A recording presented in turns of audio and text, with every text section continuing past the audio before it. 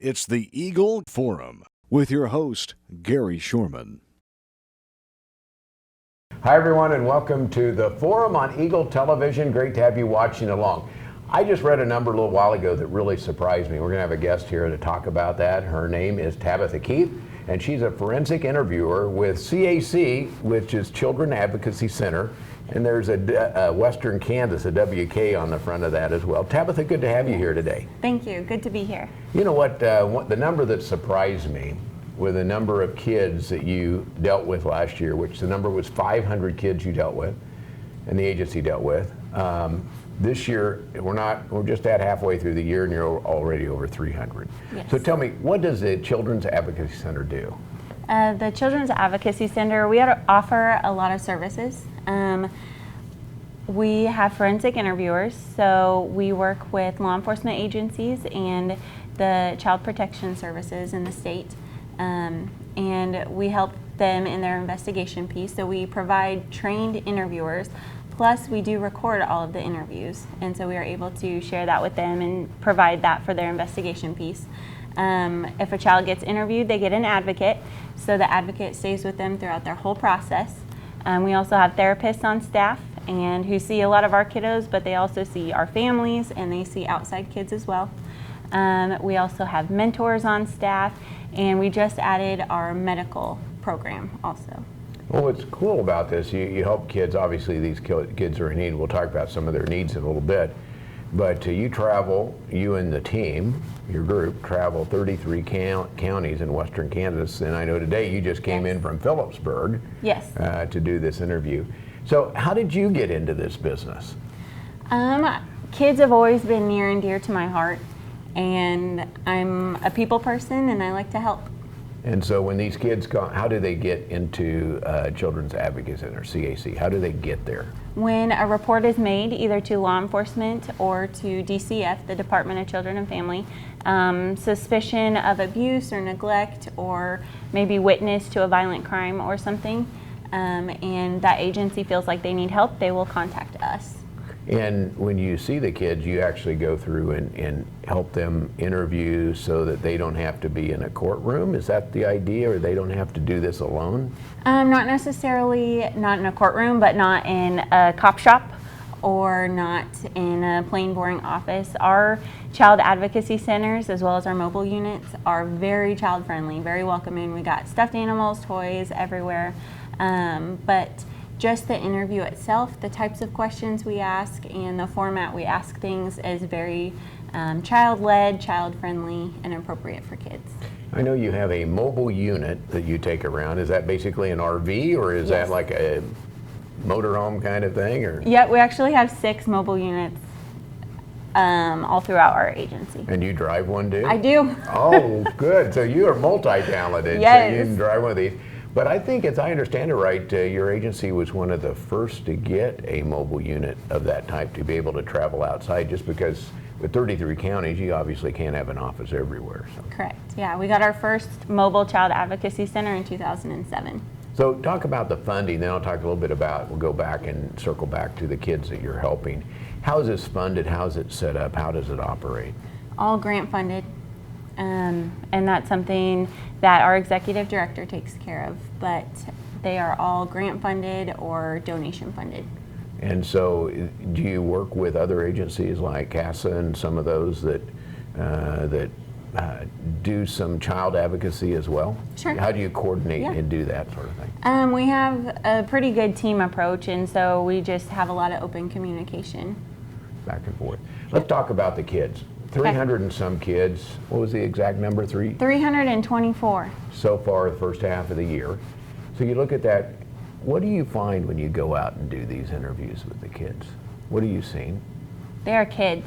They're kids who need help and love, but they are still children. And so they have been either sexually abused, some sort of, you mentioned, witness a violent crime of some sort. How do you start that conversation with somebody? Because they're little kids. You talk about having stuffed animals, things like that. Sure. These are little kids. How do you start a conversation about something like that? Sure. Our protocol first starts with rapport building. So we just get to know the child. We ask what they like to do for fun.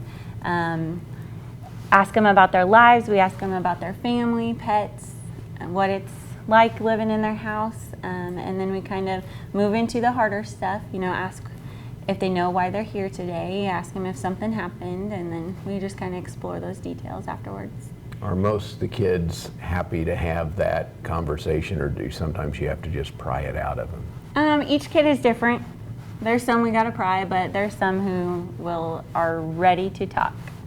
Well, I can see why they have you guys to come and help. Obviously, there's history in what you're doing when you have that many kids come through to do that. When you take a look at the steps then following the interview, what happens to those? Because you mentioned you have a mentor or someone that stays with them. Would that be someone like yourself, or do you hand that off to other people on the team? Depending on my piece in the case, so I'm primarily a forensic interviewer, but I'm also trained as an advocate. And so then the advocate will continue to contact them throughout the rest of their case and sometimes even longer. So if the case does happen to go to court, the advocate will be there the entire way. They'll just help them throughout that whole process. Do you see as in your time there that this problem is getting worse with the number of kids that are involved in these things? I don't know if it's getting worse, but the word is getting out there and people are talking about it now. Well, before we got talking, I said, well, how specific can you be on some of these things? And I think when you take a look at those things that are out there, many ways, and whether you watch TV or do whatever, you hear these terrible stories, and there ends up being kids that are related to this, and helping them get through that system can be real scary. You mentioned a cop shop. Sure. Most time for adults it's scary enough, but you put a little kid in there, and that's different. And at what point do you get a chance to, I'll say intercept, but at what point do you get a chance to start working with it? Because at some point they may end up at a police station as well. Sure. Sometimes they might be taken to a police station before we get a chance to talk to them. Or sometimes if something else has happened after we do talk to them, they might have to visit with a police officer that is on their case. So are you on call like 24/7? That you could, I may need to be in town X and pick up the phone and away you go in your RV? We do have cell phones. We do like to schedule between 8 to 5 or whenever is convenient for the family, but we are available whenever needed. Tabitha Keith is our guest here on the Forum program. We're going to talk about your website. I understand there's a cool website you can go to find out more. Somebody that you may know might need assistance. We'll talk about that when we come back. Again, our guest, Tabitha Keith, back with more after this. Hi, Scarlett here, and Eagle Radio of Hayes is sending me back to Branson September 9th through the 12th on a comfy Village Tours bus. See the fall foliage, hit the casino, and catch a roll at Lambert's Cafe.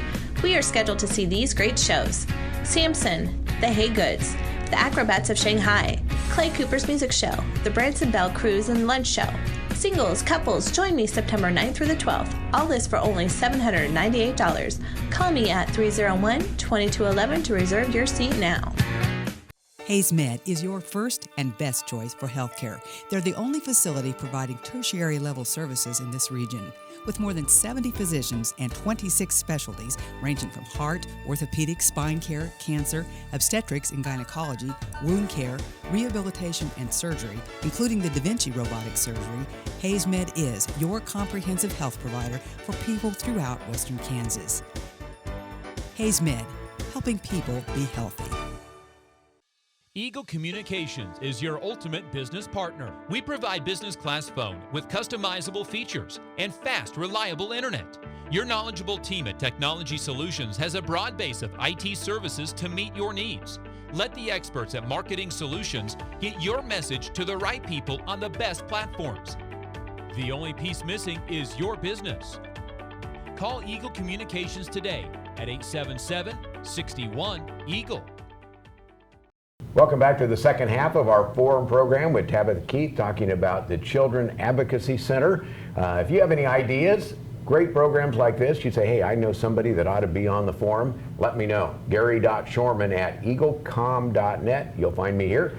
You can also go on Facebook under ECTV Forum. You can find us, be a friend there, and we'll talk about the programs we have. You can go back and look at other shows as well. Tabitha Keith is our guest, and the Children's Advocacy Center, CAC, Western Kansas, 33 counties in Western Kansas involved. And during the break, we talked about the RV itself, and it's just not a typical RV. There's nurses' quarters there, there's exam rooms, etc. So do you travel with more than one person, or who all goes when you go to some of these different Depending situations? on what service we're offering at the time, we do have mobile units that are just therapy based, so just the therapist will go. We do have units that are medical exams, our medical unit, and that will be a nurse and an advocate. And then myself, I'm a forensic interviewer, so we have our mobile child advocacy center, and that is a forensic interviewer and an advocate. So how far do you get into the legal side of this, or do you just represent the child and help them tell their story?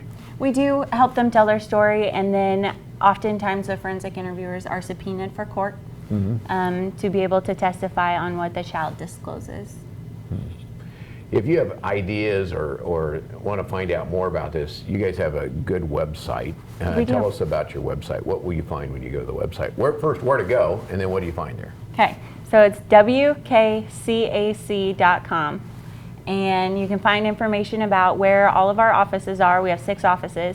Information about our mobile units. Also, we have lots of resources on there.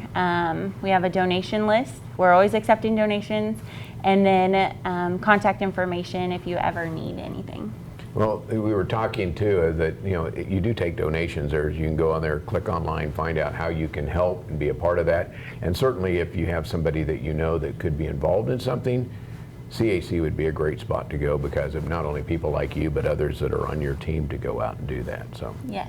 keep up the good work out there. Keep doing great things for us in Western Kansas, and thanks for being on our program. Thank you for having me. Tabitha Keith has been our guest. She's with the Children Advocacy Center and is a forensic interviewer as a part of that. And if you need any more information, you can go to wkcac.com Yes. and find out more information. Thanks for watching our program here on Eagle Television. It's brought to you by Hayes Med and by Eagle Communications, our community connected.